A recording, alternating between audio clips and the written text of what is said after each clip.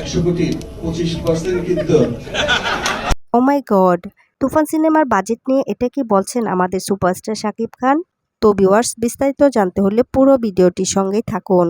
India release হবে আর international release হচ্ছে।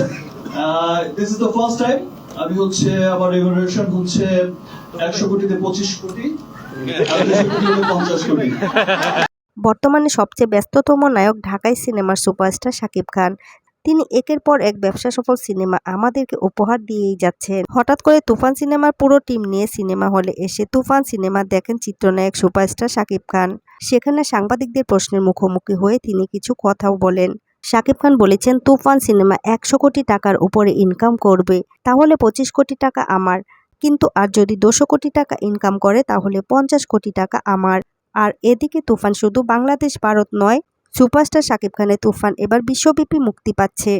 শাকিব খান কিন্তু সিনেমা হলে একদম সিম্পলভাবে আসছিলেন। পরনে টি শার্ট, মাথায় ক্যাপ পরা অবস্থায় শাকিব খানকে দেখতে কিন্তু ভীষণ হ্যান্ডসাম লাগছিল। সেখানে তুফান সিনেমার পরিচালক রায়হান রাফি সহ আরও অনেকেই উপস্থিত ছিলেন। তো ভিউয়ার্স, ভিডিওটি আপনাদের কাছে কেমন লাগলো তা কমেন্টে জানাবেন অবশ্যই। আর বিনোদন জগতের এমন লেটেস্ট আপডেট পেতে আমাদের চ্যানেলটিকে সাবস্ক্রাইব করে আমাদের সঙ্গেই থাকুন।